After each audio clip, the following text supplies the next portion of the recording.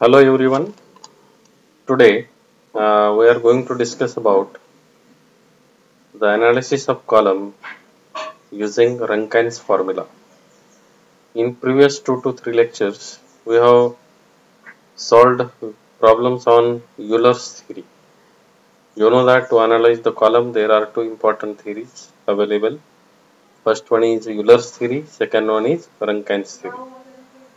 So here Euler's theory are normally used for long columns, and long column always fails due to buckling or bending. But this Rankine's formula, it is used for short as well as long column. Means whenever column is short, short means what? How we will define that short column? Short means what? When lambda is less than 80. Such a columns are called as short column. Okay. Or few times normal length of the column is taken as a least 20 times least lateral dimension to define the length. Okay. Least lateral dimension means what? Lateral dimensions are nothing but cross section, length, width and depth. When column is say, length of the column is 20 times least lateral dimensions, such a columns are normally called as long columns. And if it is less than that 20 times least lateral dimension, it is called as short column. In few books, such a definition is also available, but no need to differentiate the column based on least lateral dimension. So best way you can adopt the slenderness ratio. Normally in the design, slenderness ratio up to 180 is permissible. It's as per the IS code provisions or Indian standards code, maximum slenderness ratio available or permissible is 180. If slenderness ratio is more than 180, such a columns are not considered in the design. Okay. Why it is not considered? Because when lambda is more, it shows that its length is more. When length is more, there is a chances of bending, buckling, or there is a chances of failure of column. So for safety purpose, normally lambda is limited or it is restricted to 180. It's up to 180 it is acceptable, but more than 180, if lambda is there, that will not be accepted in the design. I am talking about the design. But in strength of material, here limitations of Euler's theory is when lambda is less than 80, in that case Euler's theory is not applicable. That is the limitation of Euler's theory. Okay, in such a cases we can use Rankine's theory that can be applied for short as well as long columns. So same thing I have mentioned here. So it can be used for short as well as long column, and when slenderness ratio is less than or greater than 80. I have just written here greater than, but in this condition not only greater than, it can be used for less than or greater than. दोनों भी condition के लिए आप इसको use कर सकते हैं. Rankine's formula. Now it considers the stress due to compressive load as well as buckling load. Okay, means Rankine's formula is applicable for analysis of short as well as long columns. So that's why short column normally fails due to crushing. Crushing means what? Compression. Okay, and as well as buckling or bending. That's why in Rankine's formula both the effects should be considered.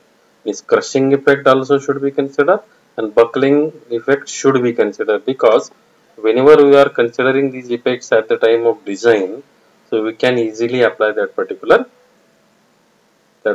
formula or equation for the analysis of column. If you see this particular equation, here this equation I have written 1 upon PR, where PR is the Rankine's crippling load. Okay, Rankine's crippling load equal to 1 upon PC. PC means what? Compressive or crushing load. Okay, because it considers crushing as well as bending. So here crushing and bending both are considered. So this is due to crushing, and due to bending, buckling means what? Euler's formula is applicable only for long columns, means bending and buckling. So here I have considered this as a Euler's load and this is crushing load. Okay, if you add both the effect, then you will get the Rankine's load. Okay, so here same thing I have mentioned here. So you know that stress is equal to P upon E. Okay, stress is equal to P upon E. Now I have to calculate this crushing load means what here? crushing stress will be equal, crushing load will be equal to crushing stress sigma c into E. Same thing I have written here. PC is equal to sigma c into E. So this PC is equal to sigma c into E, cross multiplication. So here I will get crushing load acting on the short column. And P is the Euler's crippling load. P is the Euler's crippling load, means here you can consider Euler's stress into area in the similar way. Or we know the formula of Euler's formula, pi square EI upon L square. Okay, so this formula also can be used in the derivation.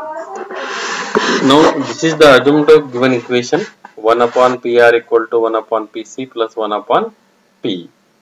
So 1 upon PR is equal to, now just do the cross multiplication.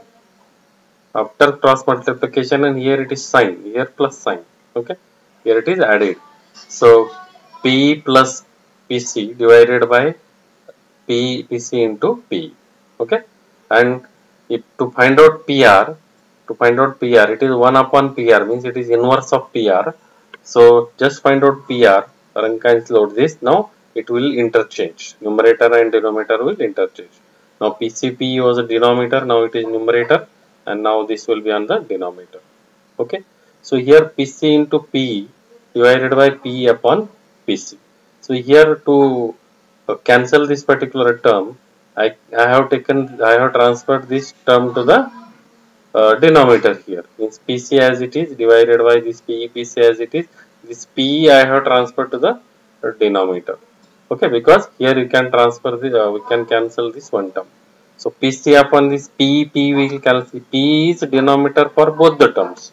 So here P1 will cancel, it will be 1. Okay, and PC upon P will be as it is, that I have shown here. Okay, so this equation changed to PC upon 1 plus PC upon P. Now here you can put PC is equal to PC. What is PC? PC is crushing stress, sigma C into E. Put that here. Instead of PC you put sigma C into E, and P is the Euler's equation, pi square EI upon L square. So you put that here. Instead of P you put this value, instead of PC you put this value. Okay, after putting this, now equation will be PC की जगह क्या put करना है, sigma C into E, that I have this equation as it is. Now instead of PC we are going to put sigma C into E, 1 plus PC again sigma C into E divided by P means pi square EI upon L square, that is Euler's formula. Now sigma C into A as it is, this is 1 plus, now LE will be now denominator here. I have transferred this LE, means it is denominator, it was denominator, so I have taken it on numerator. Sigma C into A as it is pi square EI as it is. Actually this is I. Okay, this is pi square EI as it is, but I have replaced with a k square, because we know that what is k here, k is the radius of gyration. So k is equal to under root of I by E. Okay, under root of I by E. So under root of I by E. And to calculate I, now if we square this, you will get k is equal to k square is equal to I upon E, and I is equal to a k square. Okay, I is equal to a k square. Instead of I have put that value here. It is pi square EI. I की जगह मैंने क्या put किया है, a k square. For what purpose I did this? Because we can cancel the common terms here. AA will cancel now. Okay, so this AA will cancel. This sigma C into A as it is. Okay, now here 1 plus A. Now what is A here? A is the Rankines constant, this one. So from that what I have taken common, this one, sigma C into pi square E. I have taken this as a common. So this A cancel. Instead of this I have written A. Now remaining term will be LE upon K. LE square upon K square. So here LE by K square. You will get the Rankines equation. PR is equal to sigma C into A divided by 1 plus A LE by K square. So this is the Rankines formula. Okay, so here this LE by K can be replaced by lambda, because slenderness ratio lambda is equal to effective length upon radius of gyration. LE by K is nothing but lambda. So instead of LE by K you can write down lambda also, no problem. So Now Rankine's equation is sigma c into a upon 1 plus a Le by k bracket square. So this is the Rankine's formula that to be used for the solving the problems. Okay, so Le by k की जगह हम इसको lambda भी use कर सकते हैं. So where Le by k is slenderness ratio, a is the Rankine's constant. Here a is the Rankine's constant. PR means what? Rankine's buckling or crippling load. This PR. Sigma c is crushing stress. Okay, crushing or compressive stress. L is the effective length based on end condition. We know that column is having different end condition. Based on that, this L is there.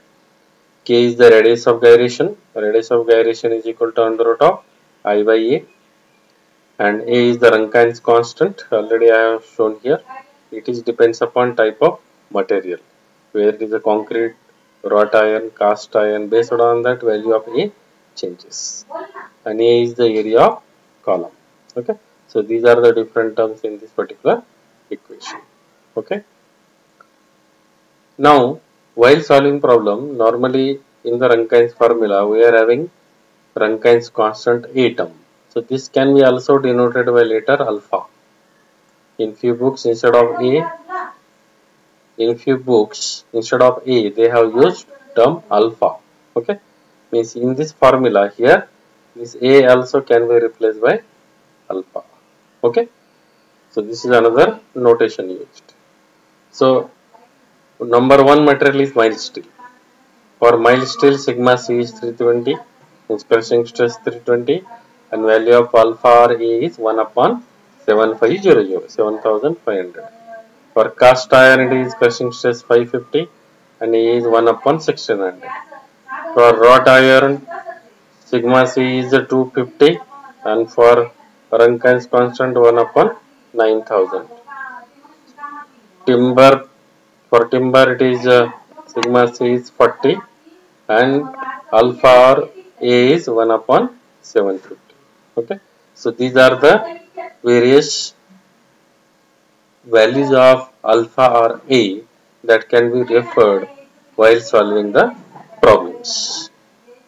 Now you can see this is the Rankine's formula that can be used to solve the problems that we are going to discuss in the next numericals. Okay. Now we will discuss few numericals on Rankine's formula. See, first problem, a column section having external diameter 200 mm and thickness 20 mm is used as a column. The length of the column is 4.5 meter. It is fixed at both ends. Find the shape load using Rankine's formula. Factor of safety is given as 4 and crushing stress sigma C is given as 550 and value of A is given as 1 upon 1600. So what is given here? External diameter and thickness. It means it is a hollow column. External diameter is 200 mm and wall thickness is 20 mm. This is 20, this is 20 means internal diameter D will be 200 minus 20 minus 20 means it is 160. That is internal diameter. Sigma C is crushing stress that is given. Factor of safety is given. Axial load acting on the column is 60 kilonewton. Okay. Sorry. Here you have to what is given? Column. The length of the column is given, and you have to calculate the shape Rankine's load. Okay. So here axial load is not given. I think I have taken it from previous problem. So do not consider this value of P here. Okay. It is not having any concern with this particular problem. You have to calculate that value. So length 4.5 mm, factor of safety is given, A is given, and you have to calculate PR. So before using Rankine's formula, you should know the different terms available in Rankine's formula.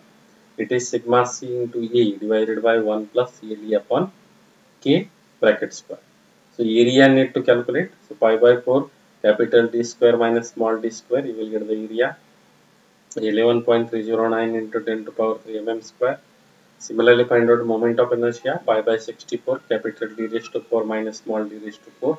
We will get moment of inertia 46.36 10 to power 6. Then the end condition is given as both ends fixed. So length of column is 4500. When both ends are fixed, effective length will be L by 2. It is half of this, it is 2250 mm. Now calculate radius of gyration, because in the formula we are having L by K is effective length by radius of gyration. So K is equal to under root of I by A, moment of inertia by area. By solving this, we'll get the value of K, 64.03. Now here unit of this particular radius of gyration is mm. How it is mm? Unit of moment of inertia is mm raised to 4. Unit of area is mm square. Okay, means mm raised to 4 divided by mm square means mm square will cancel. Under root you will get mm square. Okay, remaining term will be in under root mm square, and out of the root it will be mm. Okay, so if you take square root of mm square, we will get mm. In this way, unit of radius of gyration is mm. Now slenderness ratio is nothing but ELE by K, effective length by K. Effective length is 2250 and the K is 64.03. You will get this slenderness ratio lambda is 35.40. Now using Rankine's formula, all the terms are known now. So using formula, PR equal to sigma C into A divided by 1 plus A or alpha. Here sometimes alpha term is also used. 1 plus A LE by K square. So here it is LE by K square. Okay.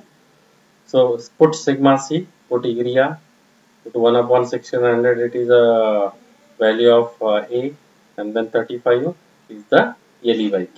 Okay, it's square. By solving this, you will get the Rankine's load. Okay, so Rankine's load is 3.51 into 10 to power 6 Newton. But here factor of safety is given, means you have to calculate the safe load. Safe load is equal to Rankine's critical load divided by factor of safety, the PR by factor of safety.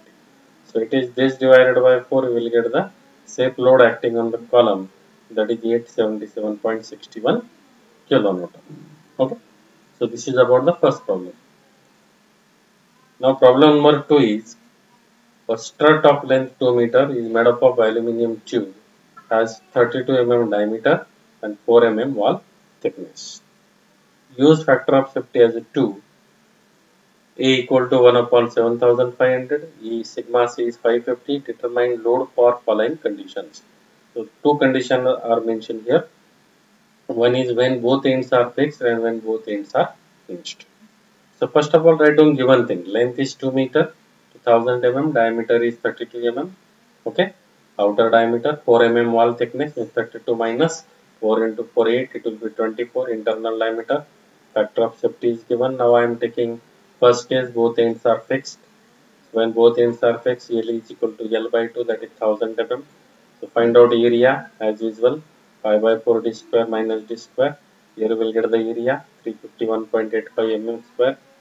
Now find out moment of inertia, 5 by 64, 32 raised to 4 minus 24 raised to 4. You will get moment of inertia 35.18 into 10 to power 3 mm raised to 4. And then using case 1, both end fixed, find out K under root of I by A. You will get K as a 10 mm and LE by K is nothing but slenderness ratio, that will be effective length upon K, 1000 upon 10 means it is 100. So using Rankine's formula, sigma C into A upon 1 plus A into LE by K bracket square, here it is square, so will be equal to 550 into 351. You put this all the terms, you will get the Rankine's load. Dividing it by factor of safety, you will get the safe load acting on the column, that is 41.52 kilonewton. Problems is just routine problem, just keeping the value of all the terms. Now we'll discuss second case. What will be the change only? Only effective length will change. LE will be L itself. When both ends are hinged, LE is equal to L, and that is 2000 mm. So when LE is changed, this I by A remains same. Only LE by K will be 2000 upon 10, it is 200. And here this term will change, LE by K, make it square here. And then by solving this, we will get Rankine's critical load, and dividing it by factor of safety, you will get the safe load acting on the column. Now see the third problem. Compare the crippling load given by Euler's formula and Rankine's formula for circular cross section of 40 mm outer diameter and 2 meter length. Take A is equal to 1 upon 7500, yield stress sigma c 300 MPa, okay, and E is 200 GPa. Assume both ends are hinged. So assume both ends are hinged. Diameter of the column is given. Your diameter, outer diameter means what? It is not hollow one. It is just solid section. Diameter is 40. So from that find out area, pi by 4 d square. Find out moment of inertia, pi by 64 d raised to 4. Then calculate radius of gyration k under root of I by a.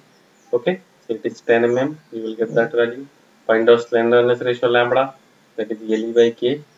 2000 upon 10, that is 200. Okay, so here length of the column is 2 meter and this value is 10, so it is 200 mm. What you have to calculate? You have to compare the crippling load by Euler's formula and Rankine's formula. Means here you have to find out crippling load by Euler's as well as Rankine's formula.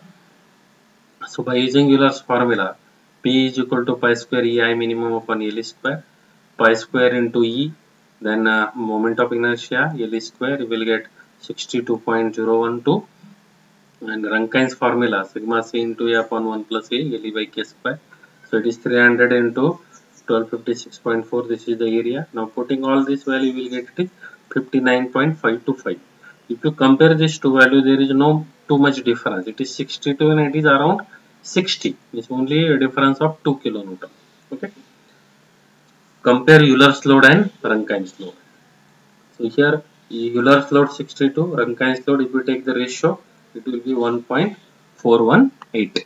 Okay, and if you take this inverse of this, it will be 0.9 something, because this value is slightly more than this one. So here we are just comparing the two loads. Now see problem number 4.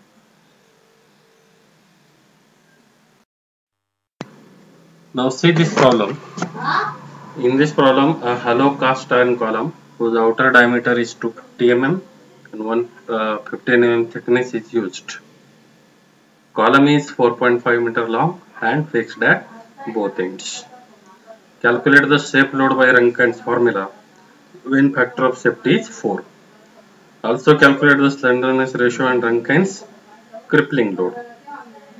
Take E equal to 94 GPa, A equal to 1 upon 1600 and sigma C is 550 MPa.